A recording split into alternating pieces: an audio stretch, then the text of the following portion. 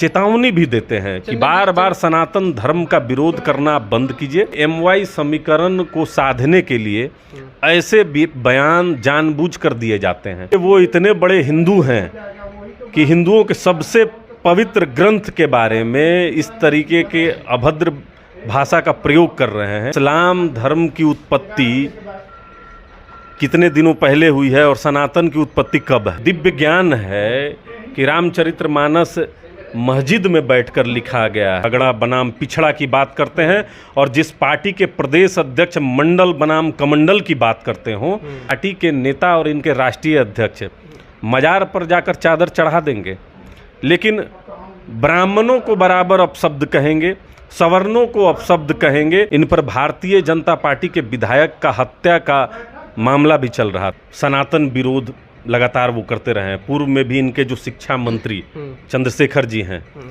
वह रामचरितमानस पर प्रश्न उठा चुके हैं। रामचरितमानस एक मुद्दा ऐसा कि जब शिक्षा मंत्री ने कहा कि रामचरितमानस में बहुत सारी कुरीतियां हैं, इसको दूर करेंगे, वहीं रामचरितमानस पर बवाल थमने का नाम नहीं ले रहा।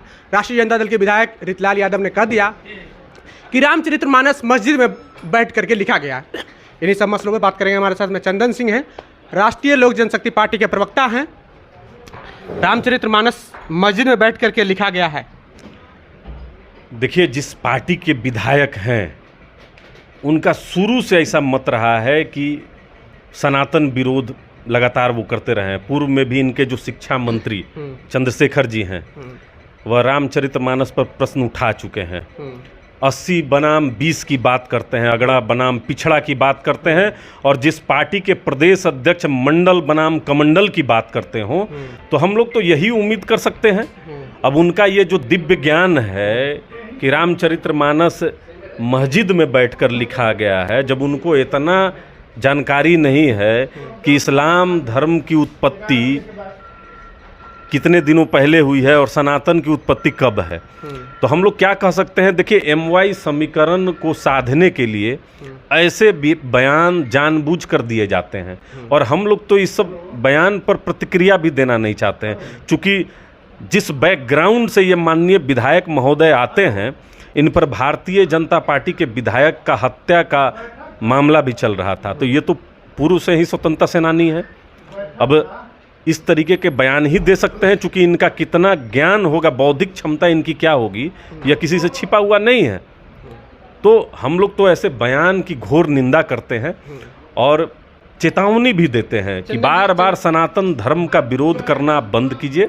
हम समझते हैं कि आप बाबा बागेश्वर के आने से कितने आप तड़प रहे हैं।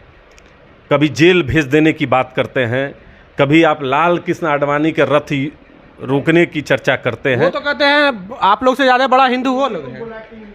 अब देखिए, वो इतने बड़े हिंदू हैं कि हिंदुओं के सबसे पवित्र ग्रंथ के बारे में इस तरीके के अभद्र भाषा का प्रयोग कर रहे हैं। इस पर उनको माफ़ी मांगनी चाहिए। और देखिए, इनके पार्टी के नेता और इनके राष्ट्रीय अध्यक्ष मजार पर जाकर चादर चढ़ा देंगे, लेकिन ब्राह्मणों को बराबर अपशब्द कहेंगे, सवर्णों को अपशब्द कहेंगे और इस तरीके की बात करेंगे जिससे समाज में कहीं ना कहीं कटुता फैलता हो, सनातन को चोट पहुंचता हो। तो ये तुष्टीकरण की राजनीति राष्ट्रीय जनता दल के तरफ से की जा रही है।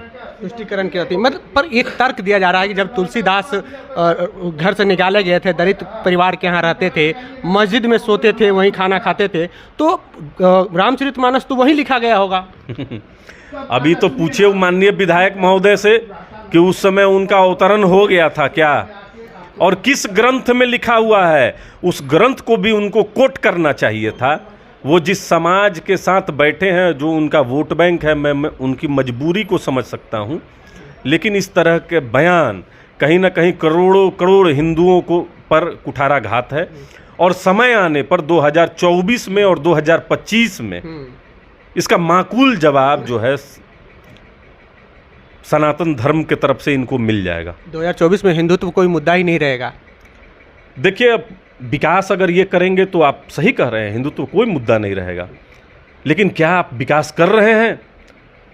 आप 1750 करोड़ का पुल जब गिर जाता है तो उस पर कुछ नहीं बोलते हैं।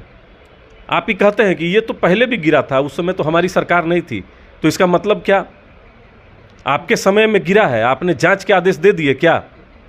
ये कमीशन का पैसा किसके किसके जेब में गया, ये आप क्यों नहीं बता रहे हैं?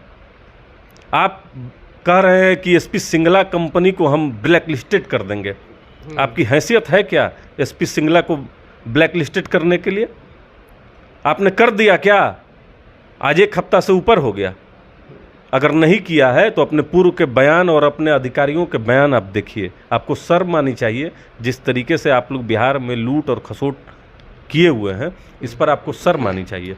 जिस राज्य का मुख्यमंत्री प्रधानमंत्री पद की लालसा में बिहार से बाहर रहता हो, और जिस राज्य का उप मुख्यमंत्री ईडी और सीबीआई के झमेले में पड़ा हो, वो भी बिहार से बाहर रहता हो, तो बिहार के 13 करोड़ आवाम राम भरोसे हैं।